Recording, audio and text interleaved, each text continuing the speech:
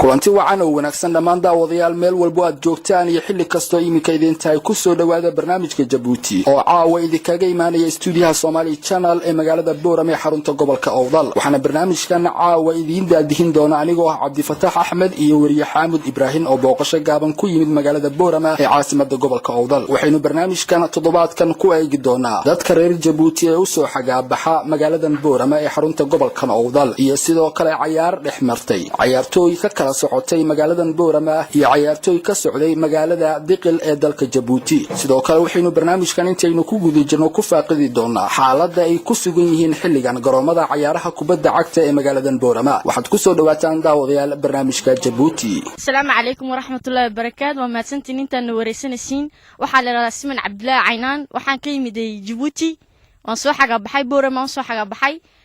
xagaabaxeedu si fiican buu noogu socdaa maalin kasta roob baadaa waa barwaaqo dhulku de reer Jabuutina waan salaami lahaa xagaa baan ka soo salaamayaa soo xagaabaxa sanad kastaan ka oran lahaa sidaa iyo waa mahadsantiin haddaan su'aal ku weydiiyo dadka aad u soo xagaabaxdayna reer Boorama say nii soo dhaweeyeen say niila dhaqmaan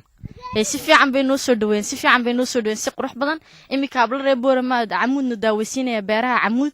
de way iska fiican tahay wallahi si fiican buu noogu dhacday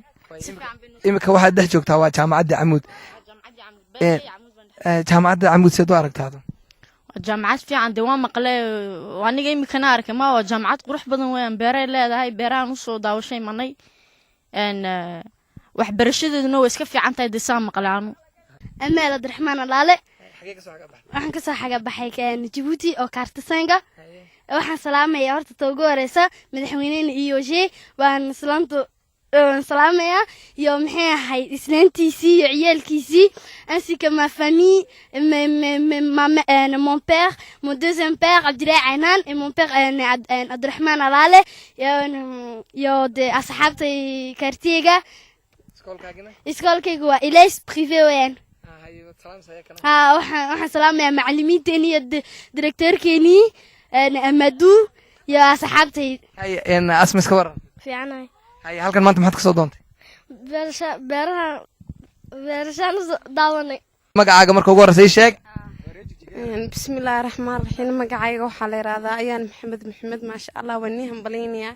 maadaama oo halkan aad noogu soo dhaweysan inaan ka salaano dadkeen reer Jabuuti waxaan dirnaa salaam weyn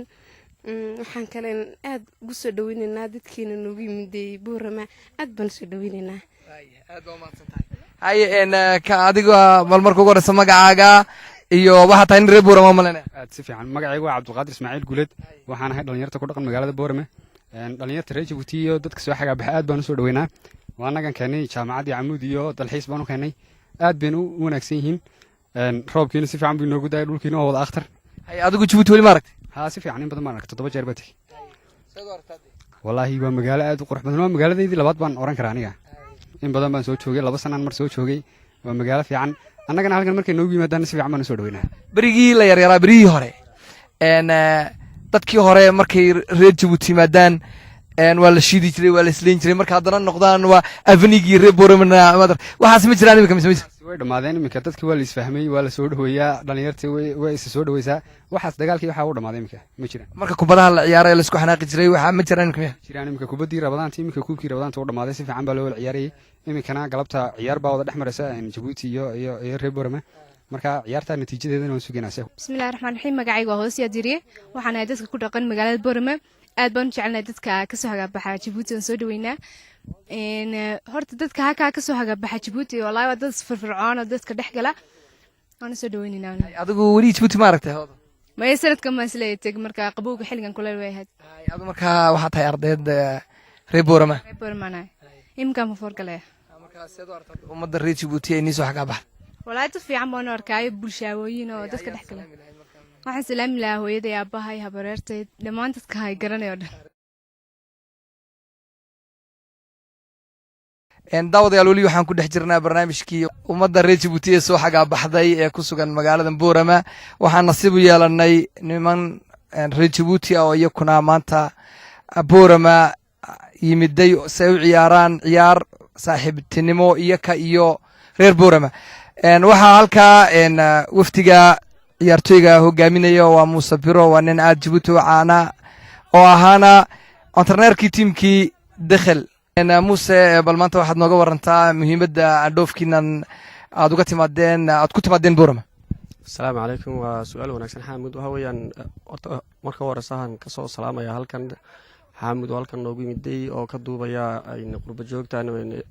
dhalinyarta reer jabuutiya ee soo xagaa baxday marka anoo ka faa'iidaysanaya maaragtay munaasabadan waraysigan ka faa'iidaysanaya waxaan halkan u imanay horta objectivekan u imanay uu ahaa xagaabax nasasho aan u nasanayno seesoonka dambena sugi doona hadduu ilaahada taa awgeed markaa dhalinyar badan oo reer jabuutiya soo xagaabaxdo kuwii horyaalka ciyaarayay qaybta hore in maxaaday horyaalka in hore iyo ka labaad ka saddexaad ba ciyaare waxaan ka faa'iidaystay markaa inaan isku keenno ama marti sharaf aan ka helno in badan qabanqabiyaasha kubadda cagta ee boorama aan ka helnay marka anagu waan ka faa'iidaysanay inaan dhalinyar wixii halkan joogtay aan isku keenno inamo badan tiimkii Dakhilan aan sanadka dhito tababaraha u ahaa marka ciyaarta mana duulada ka faa'iidaysan inaan la ciyaari doono selection maxaad ay reer boorama la ciyaari doono marka dhalinyartan imika adigu aad hogaaminaysid sida watid gebi waa wada reer Jabuuti miya waa wada reer Jabuuti boqolkiiba boqol wada reer Jabuuti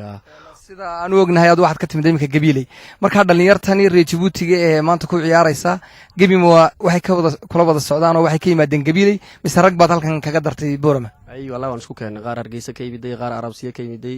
qaar ka yimiday gabiilay ka yimiday iyo nabadana boorama inta majority dooban boorama aan ugu imanay marka waa selection adag oo reer Jabuuti oo la ciyaaraya selectionkan in laga sameeyay magaalada boorama exactly oo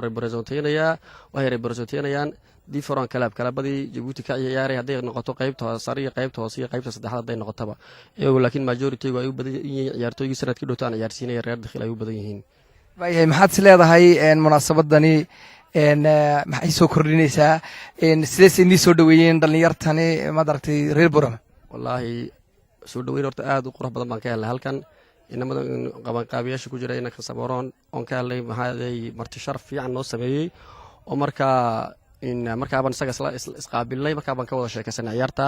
markaasaan u noqday namadii telefoonna ku wada hadlay wixii joogay Hargeysa wixii gabiilay wixii kale Arabsiyo joogay kuwii boorama aan isku keenay marka ciyaar wanaagsan baan ka sugaynaa hadduu ilaahay inaan ka soo bandhigno halkan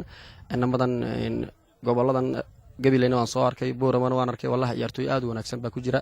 oon ku tala jira xitaa inaan uga faa'iideeyo in shambanaagina Jabuuti aan uga faa'iideeyo intii fiican aan dadegsiyo aan halka aan geeyaan uga faa'iideeyaan doonaya gobolada waxaan ognahay imika championaaga Jabuuti ama horyaalka Jabuuti waxa looga yimaadaa Afrikada wadanada Afrikada ama isleedahay waxa looga tagi doonaa de goboladan imika aan ku sugannahay waan isleeyahay wallahi ciyaartooy aan la garanayn ba markii hore marka fikrada markaan soo baxay madaxan ku hayay inaan markaan magaalooyinka aan maro goboladan waqooyiga oo dhan aan maro aan detecteeyo xiriir aan la leeyahay namadii Jabuuti maam waxaan diyaarinaa hadduu ilaahay inaan xul ka sameeyno boorama iyo gabiilay iyo Hargeysa xul aan ka sameeyno halka ku marti qaadnay hadduu ilaahay marka noqdaan kala sheekaysan doona guddigii ciyaaraha Jabuuti marka waxyaabo badan ma uga faa'iideysanayay maashahaygan xaga bax hadduu ilaahay waayahay kelmadaad ugu dambeysay waxaa tahay in ciyaaraha aad ugu soo raagay dhalinyarta cuslaatay iyo kuwa imika kubadda ku jiraba maxaad oran lahayd wallahi waan oran lahaa ciyaartu waa caafimaad ay wada garanayaan dadku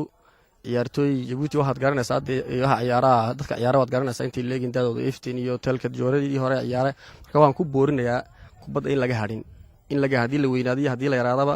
in laga hadhin waayo sportku jirkana uu wanaagsan yahay isku kaanistiyo is ururintiyo bulshadana uu wanaagsan yahay haddii la yiraahdo aad baa mahadsantahay magacaaga iyo bal positionkaaga bismillahi rahmaani rahiim magacayga waxa la yiraahdaa Samaroon Cabdilaahi Cilmi waxaan ka tirsanahay wasaaradda ciyaaraha ee dhalinyarada ee gobolka Awdal waayahay waxaan arkayaa waa wax aad u qaaliya waa qabanqaabo aad looga soo shaqeeyey maxay tahay muhiimadda ka dambaysa wallahi muhiimadda ugu weyn horta waxa weeyaan ciyaaruhu muhiimad kaliya leeyihiin waa in dadku lagu mideeyo ku walaaloobaan isku bartaan waxyaabo badan oo siyaasaddu kharibto iyo ciyaaruhuba saxaan oo hagaajiyaan marka gobolka Dakhil gaar ahaan magaalada Dakhil koox ka socota iyo marti noogu ahayd Boorame saasaan markaa jeclaysanay inaan ciyaar u qabanno qurux badan oo aan ku soo dhaweynayno inaan tusayno inaan jecelnahay Jabuuti oo dhan laakiin maanta ahaan iyagu maadaama nala joogaan kooxda horyaalka sanadkan qaadi gaadhay waanu islaahay iyagaaba qaaday oo si iyagoo markii hore meel hoose ku jiray laakiin dadaalkaas oo dhan ay sameeyeen maamulka iyo tababarahan weyn ee caanka Muuse Cali iyaan jeclaysanay inaan us qabanno marka dhalinyarada magaca ciyaaraya maanta waa Boorame oo magaaladii Boorame iyo magaalada Dakhil ma halkaasaad ku joojin doontiin mise magaalooyinka kale ee districtyada kale Jabuutina waad u yeedhi doontiin may waa wax joogsanaya maaha oo xiriirku weynaanaya laakiin tajoore oo magaalooyinka dee ay kooxuhu ka jiraan tajoore cali sabiix iyo dikhilba waan programyo aan u dejinay baa jirta ka gobol ahaan iyo ka Soomaali ahaanba waxa kale oo noo dheer kooxii iyaguna waaweynaaye Djibouti caanka ka ahaa ee soo jireenka ahaa taariikhda lahaa iyaga laftigooga waa qorshe marka marba waxa la sameyn in si uun loo koox loo abaabulo oo u timaado ama loo tago marka maxay qorshaysan ka maadaama oo maanta dikhil ay nitimid ay nikum isleedin ka Boorama ahaan ma tagdoonti ها وان تجينا ودي هربوا ونتجني والله بدي كوني طبعا كي وان تجني قبل كا إن تجدون وين ما هو مشكلة معها وإن نظام كي بروتوكول كي ولا صومرة ضدك وحي كوبد وحياة بدن بي دجينيسا وضدك سياسة خربته يكوبد دجينيسا مركا وان أدنى نقفر حسن رنتي عيارة ما تكدع يصير بس لا هاي وحي ما تقنا دلنا سامح بوين أو كدحين دون Djibouti أردن يو ما درت goboladani Soomaaliland والله ودلنaysa waniga hore ku sheego siyaasaddu waxay kharibto iyo kubaddu saxda marka dhalinyarada markay maanta isbartaan ay arkaan wiilka reer Boorame taga ee Djibouti markuu dhalinyarada la kulmo wax de guryahoogu deganaan doona oo uma baahanayo inuu meel la'aan ku dhaco iyaguna saasi leeg oo isbarashadii iyo walaatinimadii bay xoojinaysaa kubaddu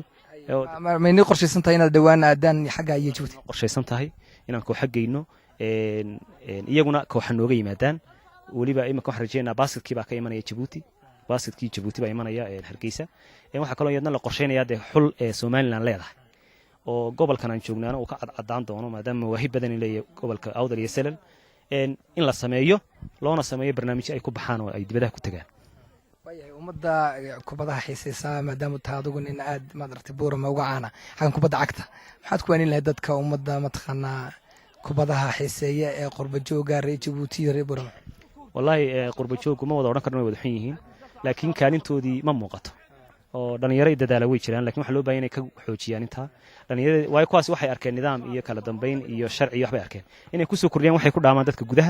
guduhuna de waxay arkaan wax nidaamsan oo socda way iyaguna way waxay u baahan yihiin marka in la iskaalmaysto iyaguna dhalinyaradina mawaahibta lahaydna way joogaan iyaguna aqoontii ku beeriyaan iyo sawaashidii ugu dambeysay ciyaartooygan ka socda Djibouti waxaan arkayaa ciyaartooyda team dikhil waa team aad u weyn waxa goalkeeper ku haya goalkeeper oo aad u caan ah ma taqaana Garda Republicaanka مسleedahay dhalinyartan Boorama ee championat weyn ciyaarin iska celin kara rag wallahi warta dhibaato iska kaya haysta way jirtaa laakiin hadana dadaalkaygu ma yara laakiin dhalinyarada ugu fiican way jiraan dhalinyaro kale iyaguna fiican laakiin de qayb ma ka soo qaadnay iyaguna waa koox aan qiimeynayno qadarinno fiican kulli ciyaar yar horena way yeesheen inkastoo waqtigu koobnaa oo barbarra wada galeen maanta ciyaar fiican ma rajeynaa guulna waan rajeynaa iyaguna rajeynayaan marka ugu horeysa magacaaga aad maatan iyo positionka aad ma aragtay ka taagan tahay ama aad matashid بسم الله الرحمن الرحيم magacaygu waxa weeye Cabdiwahaab Yuusuf Ibrahim waxaana isduwaa ciyaaraha gobolka Awdal iswaayahay maxay tahay maanta muhiimadda aad u qaban qaabsan ciyaartan Boorama iyo Dikhil بسم الله الرحمن waxa weeye ciyaar saaxiibtinimo soo dhaweyn dhalinyarada ka soo xaga baxday Jamhuuriyadda Djibouti oo walaalaheena oo ku jooga xaga baxa magaalada Boorama gobolka Awdal aan u sameynay iyo dhalinyaro gobolka Awdal ah ciyaar saaxiibtinimo isdhexgalka bulshada iyo ka qayb qaadanaysa isbarashada iyo horumarka isboortiga waxaan u rajeynayaa laba kooxoodba ciyaar wanaagsan oo qurux badan inay soo bandhigaan oo soo jiidasho leh mar labaad waxaan salaamayaa dhalinyarada reer Djibouti oo mar walba xagaabax markay halka yimaadaan ciyaaro fara badan iyo tartanno fara badan halka ka qabta wax badan oo ku soo kordhiya gobolka dhinaca isboorti dhinaca horumarin dhinaca ganacsi iyo wax walba oo ku soo kordhiya gobolka aad iyo aad baan ugu mahadnaqaynaa waxaan leenahay anaguna mar insha Allah hadii Ilaahay yiraahdo waan taragaraynaa inaan nimaadno Jamhuuriyadda Djibouti sidoo kale waanu visit ku nimaadno si mar horeba dhacday waan filaynaa taasi inay suurto gali doonto hadii Ilaahay yiraahdo anagoo soo dhaweyn fiican ka helnay shacabka Djibouti dawladda Djibouti dhamaanteedba markii hore imika waxaan filaynaa tiyo kale inaanu ka heli doono hadii insha Allah Ilaahay yiraahdo way dhalinyar badan oo reer Boorama waxay sheegeen inaad ka liidatiin xagga arbitrage-ka ama garsoorayaasha maslidihiina federationka Djibouti maadaama oo saad horey u sheegtay aad xidhiidh inaga dhaxeeyo hore inaad u ziyaarateen aad u tagteen inay naga caawiyaan dhinaca tababarada taasi waa mid aad muhiimad weyn u leh waana baahi aad u jirta oo taabatay dhalinyarada gobolka mana jiraan wax tirino sanadii u dambeeyay la sameeyay oo la tababaray garsoor ama la tababaray kooshka oo iyo tababar maxaa garsoorku waxay muhiimad aad u weyn aad ayaan ugu rajaynayaa inaanu ka helno walaalahayaga Djibouti inay noo fidiyaan inay tirino Jamhuuriyadda Somaliland oo dhan iyo dhalinyaradeeda wasaarad ahaan iyo dhalinyarada loo fidiyo gaar ahaan gobolka inaanu helo tababar iyo agaba wixii suurtagal ah inay noo suurtageliyaan oo noo fududeeyaan hawshaas aad iyo aad baan ku rajooynaa maadaama uu tahay agaasimaha isboortiga ee gobolkan awdal in intee lagee mataqaanaa ay garab joogaan shicibka iyo mataqaanaa dowladuba somaliland aad iyo aad way su-aal muhiim weeye in badan aad bay noo garab joogaan waxaana ka muuqatay ciyaarihii gobolada u dambeeyey la qabtay taageeradii iyo dadaalkii ay noo muujiyeen shacabka reer boorama maamulka dowladda oo aan dhammaantood u kala harin dadweynaha nugu tagnay hargeysa oo iyaguna si fiican noo soo dhaweeyey iyo qurba joogtaba oo aanu aada ugu mahadnaqayno sida yas sport oo uu inaba aad tabaabasho fiican iyo hawl badan ka qabtay gobolka iminkana ku tali jira inay hawl fara badan ka qabtaan gobolka iyo degmooyinkiisa kaleba aad iyo aad bay u baahsan yihiin dhalinyaradaasina kulley dadku aad bay noo garab joogaan mar walba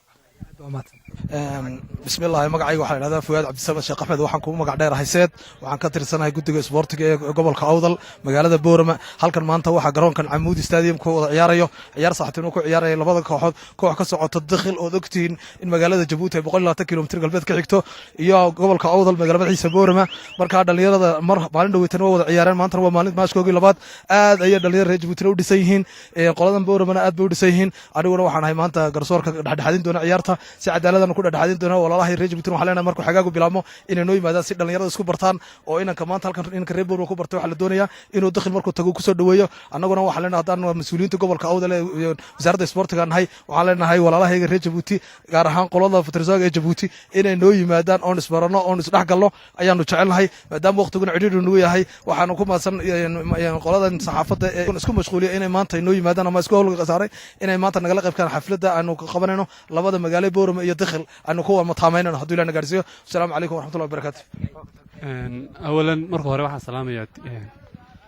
bahda TV-ga marka labaad waxaan soo dhaweynayaa gobolka dakhil anigoo ku hadlaya gobolka Awdal kartankoogii runtii waxaan u rajeynayaa ciyaar qurux badan ciyaartana ciyaar saaxiibtinimo oo muhiimadeedu tahay in la isku dhex galo oo labada gobol isku bartaan insha Allah tacaala waxaan rajeynayaa ciyaar qurux badan inaan soo bandhigi doono adigu waxaad tahay nin ciyaartooy halkana waxbaad ku sidataa maxaa la odhan karaa tusbaxani ma ciyaartu ku caawin doona inaad ka badisin Jabuuti no ma tusbaxan sidoo kale gaarka aan iskaga wataa hadhow marka ciyaartu bilaabi doontana waxaan u dhiibi doonaa garsooraha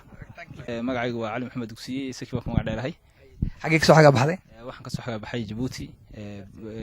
waxaan deganahay Xeebley marka bulshada reer Jabuuti halkan u soo xaga baxday baan kamid ahay waxaanan u imiday inaan halkan ku nasto kunji aanu ah fasax ku imiday waxaan halkan maanta fursad u helay inaan ka qayb galo oo daawado dhalinyarada reer Jabuuti oo ah u badan intooda badan xulkii dakhil oo maanta la ciyaaraya xul ah Awdal iyo Salal isugu jira oo halkan ah ciyaar fiican baa rajeynaa inay dhex martoon inta badan waxaan jecelnahay inaan hadda reer Jabuuti nahay xulka reer Jabuuti inuu guuleystaan aad u jecelnahay adigoo ka faa'iideysanay fursadani aad kunshiga tahay maadaama laga daawanayo TV-gii ayaad leedahay maanta bal mataqaanaa reer Jabuuti u sheegtid balse inay soo dhaweeyeen dadkan aad soo xaga baxdeen aad horta bulshada Jabuuti baan aad u salaamayaa iyo xukuumadda dhammaan mudan Ismaaciil Cumar Gille madaxweynaheennii dhammaan xukuumaddiisa waxaan kaloo salaamayaa wasaaraddeedii aad u salaamayaa oo ahaa Minister of Commerce wasiirkayga aad u salaamayaa Axmed Xasan Ducaale waxaan aad u salaamayaa oo kale dhammaan eheladayda inta Jabuuti joogtay inta halka joogtaba intaa kadib waxaan u sheegi lahaa in halkan aan ku helnay fursad ballaaran soo dhaweyn wacan iyo nasasho aad u badan jawi fiican roob leh wax kasta leh nabad leh wanaag leh marka alxamdulilah aad baan ugu mahadceliyeynaa waddankan aan joogno Somaliland iyo xukuumaddeeda dhammaan iyo bulshadeeda gaar ahaan bulshada ku nool Boorama ayaan aad u salaameynaa aad ugu mahadceliyeynaa soo dhaweynta wacan ayna siisay ana dareesanahay inaan waddankeennii aan joogno wali hadda ugu mahadcelinayaa waa kaas alxamdulilah bismillaahi raxmaani raxiim assalaamu calaykum waxaan iminka joogaa jaamacaddii Camuud magacaygu waa Axmed Maxamed Meerane oo Axmed Janaal ku magac dheer tiimkan Jabuuti waan ka imanay tiimkaygu waa dakhil marka xaggan ciyaar saaxiibtinimada la joognaa rag saaxiibadeeda oon doonaa inaan ku ciyaarno oo reer Boorama waad mahadsantihiin waxaa la yidhaha Muraad Maxamed Saciid waxaan joogaa jaamacaddii Camuud waxaan ciyaaraynaa ciyaar asxaabnimo waxaan u ciyaaraa Jabuuti maaragtay dakhil marka xaggan waxaan u soo xagaabax baan u yimiday maantana waxaan ciyaarayaa maaragtay ciyaar asxaabnimo dee waxaan salaamayaa maaragtay baalkii jabuuti baan salaamaya ummadda reer jabuuti oo dhan iyo wixii dee asxaabtay oo dhan.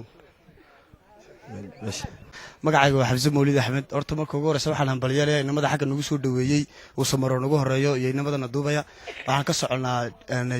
magaalada jabuuti, waxaan joognaa waa camuud, waanu soo xagaabaxnay, waxaan iskugu imanay ciyaar saaxiibtinimo xulkii Boorama intaan la ciyaarno. jabuutina waa ciyaaraha kaleebka dakhil kooshkayga Muuse Bir. Assalaamu calaykum waraxmatullahi. Asalaamu calaykum waraxmatullahi wabarakaatu. anoo ku magac dheer xasan muuse hiriir. xaggan waxaan ka salaamaya horta maamulka xaggan Boorame si fiican noo qabtay, si fiican noogu soo dhaweeyey magaalada Boorame. intaa ka horna waxaan u ciyaaraa dakhil baan u ciyaaraa. dee xaafadeedii faamigeyga waan wala salaamayaa. ininkuna ku mahadsantihiin sidaa noo soo sharfiseen, maasha amikaalna waa nala dhexaysiiyeen, sidaa un baan darajeynaynaa. cabdilaahi cumar maxamuud, waxaan u ciyaaray ekiibka dakhil. waxaan aad u salaamaya, waxaan baleenaya inamada reer Jabuuti, inamada reer Boorame si fiican noo soo dhameeyey iyo mas-uuliyiintooda aad baan u salaamaya. hambal iyo kale marxiim. alxamdulilah waxaan ugu mahadinayaa ilaahay maxamuudna keenay. maxamed cabdi cali axmed baa la idhahdaa. maal jaamacadda camuud baan joognaa. waxaan ku mahadinaynaa dadka reer Boorame halkan sal noogu soo dhaweeyey, noogu soo qabanqaabiyey ciyaarta saaxiibtinimada leh. anagu xagaaga baxba halkan u imanay. waxaan u ciyaaraa kooxda Kaarsayn, sidisida Kaarsayn. kooshkayga waxa weeyaan Shiine. saa ugu mahad ummadii reer Jabuuti oo dhan waan ugu mahad celinayaa. aniga magacayga waxaa la yidhahaa Liibaan Mustafa Maxamed. waxaan u ciyaaraana kubadda Jabuuti, waan ciyaaraa shampiyoonaha Jabuuti, sidisida Kaarsayn baan u ciyaaraa. waxaan rajeynayaa ciyaar qurux badan. reer Boorame si soo dhaweeyeen wallahi si fiican bay soo dhaweeyeen. annaguna dee markayga waxaan jecelnahay inaan sidaas ka fiican soo dhaweyno. okay ininka waad ciyaartiin shampiyoonaha maad aragtay macnaa xoog weyn masleedin maanta dhalinyartan reer Boorame marqooga cabis taa ilaahay baa garanay sida taalee u dhici. magacaaga iyo tiimka Jabuuti u ciyaaraysay. salaam alaykum. magacayga waxaa la dhahaa Cabdirasaaq Muuse, FC Dikil baan u ciyaarayay. waxaan si aad u hambalyeynaa dhalinyarta reer Boorame si fiican noo soo dhaweysay, si fiican kay fiican noo samaysay, maash fiican noo rajeynaa insha Allah. masleedin iyakuna dakhil baad geynaysiin oo si fiican u soo dhaweyn doontiin insha Allah. waan soo dhaweyn doonaa anaguna siday naga yeeleen si ka daran ma ka yeeli doonaa insha Allah. aad baa mahadsan tahay. waayahay magacaaga tiimkaad u ciyaartid iyo maanta sidaad u arkaysid ciyaartan. ani magacayga waxa weeyaan Cabdiqaadir Ismaaciil. waxaan u ciyaaraa ekiibka Gaardi Republika. wallahi dee maanta ciyaar wanaagsan baan sugaynaa. marka aduma askari baad markaa? anu askari baan. marka sayni soo dhaweeyay Boorame. wallahi si fiican dee sidii aan filaynay iyo si u dhowmaha ragga walaalaheen ciyaar fiican baan ka sugaynaa. runtii isboortigu waayadii hore wuxuu ahaa fan xaamudow. iminkase wuxuu noqday business iyo fan isku jira. waxaana xoog badanba inuu business noqday. gobolkan aan joognay Awdal oo dhalinyaro fara badan oo talent leh xagga kubadda cagta, orodada, basketka iyo dhan walba, walow aanan waxyaalahani gacanta laga ciyaaro ee table tenniska waxa la xiriira aynaan weli awood badan ku lahayn oo imkaaniyaadku aanay noo saamaxayn. haddana gobolka waxaa jooga dhalinyaro talent fara badan leh. nasiib darrada dhalinyarada haysata gobolkan Awdal gaar ahaan magaalada Boorame number 1 waxa weeye meel alla meel ay cag dhigaan ma jiro. dhulkii ay ku faalalayeen kubadda ku ciyaarayeen oo dhan waa guriyo iyo meel ay dad leeyihiin. dhalinyaradu waxay wax ku ciyaaraan waa laga yaabaa inaad soo sawirtay jago 30 by 30 ah ama 20 by 15 ah. waxa yaab igu noqotay buurta Shaqale Jowhar korkeeda anagoo korayna xaraarta dhaadhaca meel la qoday oo jaga laga damacsan yahay oo malaha 10 by 15 ah in xataa jarkaa ay kubad ay garoon ka dhigan ay ku ciyaarayaan. marka waxa weeye dhalinta haddii loo sameyn waayo meelo ay ku faalaalaan oo ay ku ciyaaraan iyagoo tiradoodii ay badatay oo aan ogsoonahay maanta 10,000 oo arday magaalada Boorame joogan oo da' walba leh, inay taasi keeni doonto dhalinyaradu inay u leexdaan waxyaalo dhaqanka iyo usluubta iyo mustaqbalkoogaba xun. kow waxa ka waxyaalaha maanta aan arkayno ee dhalintii Boorame maalin dhaweyto on goroy cawl joognay ilaa 40 dhalinyaro ah ayaa xagga customka inoo dhaxeeyay inakiyo maxay ahayd Ethiopia ka soo yaacay. waan la yaabna waxaan dhalintan yaacaysa maxay tahay? waxa la yiri waa kuwa askari ka hortimiday oo tahriibayay. ninka dhalinta yari waxa weeyaan wuxuu qabta hadduu waayo ama hadduu waxbarashadii oo dhammeeyo uu dugsigii sare ka baxo jaamacaddii ka baxo uu shaqo waayo waxa weeyaan wuxuu isku dayayaa inuu naftiisa halaago waalidku way la yaaban yihiinoo waxay leeyihin dhalinyarada maxaa kalifaya ama dadka kale maxaa kalifaya sow kuwani maaragtay meel seexdaan iyo waxay cunaan iyo iskuul haysta laakiin ninka dhalinta yari arrintaa wuu ka magaranaysaayay induwan yahay waxaan runtii laba arrimood baan soo jeedinaya oo talo ah talo waa dadka meesha degan talo kalena waa dadka dibadda ku nool dadkan halkan degan si ay dhalinta xagga isboortiga ay ugu dhiiradaan oo dhaqanka xun ay uga maaragtay ilaaliyaan oo number 1 u qaadka iyo sigaarka iyo waxyaalo kale ay ku jiraan iyo tariibta aan ka hadlay waxa weeye waa inay dawladda hoose xil ka saaran yahay ee ay soo doorteen waa inay sidii ay garoomo ugu raadin lahayd dhul bannaan oo lacag badanna ku kacaynin oo dhulkan la iska wada qabsaday dadku iska wada maaragtay meegaarteen nin walba uu leeyahay intuu beeriyer 2 qoodi meel ka sameeyay ilaa xad uu 2 kilometer iyo 3 kilometer sameeyay in dhalinta iyo bulshada iyo community-ga dhul loogu talakalo dhulkaasina waxa weeye haddii dawladdu xataa lacag ay weydo waxaan iyagana fariin u farayaa kuwa dibadda jooga ee faraha badan leh ee ama Yurub jooga ama dhulka Carabaha jooga ama wadamada kale adduunkaba jooga inay sanduuq u sameeyaan account u sameeyaan ay ku horumarinayaan sportiga oo haddii ama qalab loo soo iibinayo ama haddii lacag xataa yaanan dad lacagtu waa saxo marka lacag qof gacanta laga saaro waxay maraysaa waxa laga yaabaa meel kale maraysaa laakiin xataa ay qaarkood yimaadaan oo garoomada aan ka hadlayo iyo dhulka aan ka hadlayo ay ku kalifaan dawladda iyo dhaqaalihii wada iyaduna waxay qabanayso inay u baneeyaan haddii markaa dhul fara badan oo ama loo iibiyo oo lacag jaban loo siin karayo looga taago birihii loo hagaajiyo dhalintu way ka raysanaysaa guryahan ay ku ciyaarayaan iyo dariiqyadan ay ku ciyaarayaan iyo sidaan arkay buurtaa shaqale joohar jarkeedii xaraartii oo xataa qaar hadday 4 tallaabo bannaan helaan ay ku ciyaarayaan runtii waxa weeyaan anugu waagan kubadda bilaabay anugu nin reer camudeedaan ahay magacayguna waa maxamed daawud qawdhan malaha waxaan u malaynaya anoo 7 jira ayaan bilaabay maantana 750 baan marayaa 50 years baan ciyaarayaa waxaan u malaynayaa nin yaqaaniin niman aqoon kolley anoo meel gaaban ka soo qaadaya waxaan soo socdaba waxaan ahaa number 5kii waqooyi gobolada waqooyi waxaan tababar u geliyoon u diyaarsanaa inaan number 5kii qaranka Soomaaliyeed noqdo laakiin waan ka tegey kubad meel kastoon tago adduunyada markaan meeshaan tago aan habeen joogo habeenka labaad meel lagu ciyaarayaan wareystaa waxa igu noqotay hobby dhinaca kale xagga atleetikada runtii xamadow iyadana waxa nasiib wanaag ahayd oo waxaan kubadda ka wada fiicnayd 75 ilaa 78 aan xamar ka tegayay oon xagga naadiyada galay orodka 400 la Soomaaliya ninkii ugu wanaagsanaa ayaan ahaa waxaan u malaynayaa maxay ahayd rag fara badan oo caan way garanayaan maxamed daawud qowdhan laakiin anigu waan iska diiday inaan ka qayb galo orodada markaa waxaan ogsoonahay mar labadan oo ku celinaya waxaa jira dhalinyaro talent leh dhalinyaro kubadda ku fiican orodka ku fiican waliba orodada ku fiican inaan xoog badan saarno inaan keli haato oo inoo soo baxa oo ciyaaraha heerka caalam gala ayaa lacagta aan raadinayno iyo gobolkani waxyaalaha uu raadinay mashruuc uu sameeyo ku filan way hundreds of millions of dollars baa dhalinyarada ciyaaraha ku fiican adduunka naadiyada waaweyn loo qaataa yani waa business ka weyn ma jiro arrintaa ka weyn marka waxa weeye dadka waxaan ku dhiiri gelinaya waan wax yar baan ka oran doonaa waxaan ku dhiiri gelinayaa dibadda iyo docdaba dhalinyarada sidii loo dhisi lahaa dawladda hoose inkastoo jaamacadda hadda wadno inaan nidaam sameeyno masalan 12 kuleedood ama 12 kuleedood jaamacadda Camud University in laga sameeyo teams-kana loo sameeyo horyaal oo koob loo dhigo oo ay sanadkoo dhan u socdo sida naadiyada hadhowna ay ka soo baxaan dhalinyaro u safan karta gobolka amaba ummadda Soomaaliyeed matali karta haddii la ka dhigo anigu imika intaan dalka joogay Mareykanka ka soo noqday waxaan isku dayay inaan runtii wax sameeyo markii ugu horreysay Camud baan tagay Camud way yiri suurtoobi weeday sababo awgood walka jaamacadda Camud ku taalo imika garoon baan ka sameeyay Goray Cawl kulley garoonka waxaan ugu talagalay dhalinta culus inay ku ciyaarto laakiin wuxuu iska noqdayba in uu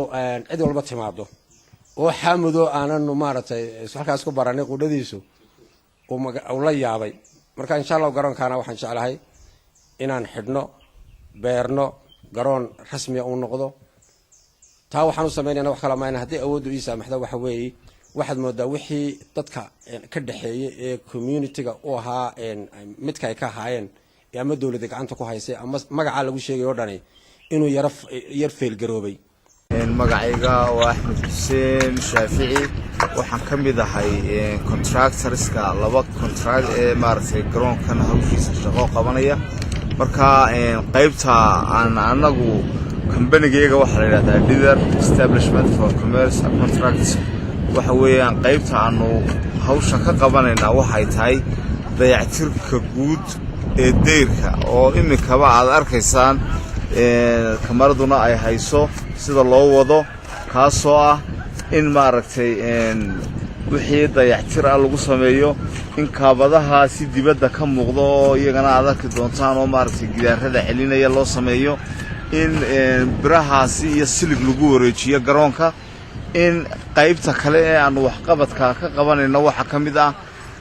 deyrka markaan shaqada ka qabanno wax alla wixii dildilaacana ka samayno waxaanu u dhammaystiraynaa wax alla wixii qurxin u lahaa waxaanu samaynaynaa 3 albaab oo ah albaabo waaweyn oo midkiiba 5 mitir yahay albaabadaasi waa albaabada mid labada dhinac u kala dhaqaaqay u kala orda barna isku yimaada ay noqon doonaan laba argo oo waaweyn oo loo sameyn doonaa oo magaca garoonka lagu qori doono waxa kale oo aanu sameynaynaa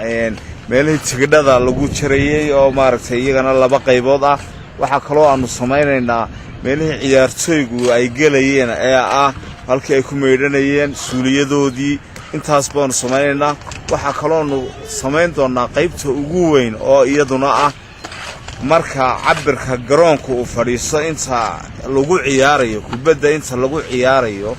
waxa weeyaan inta waxa lagu wareejin doonaa biro ah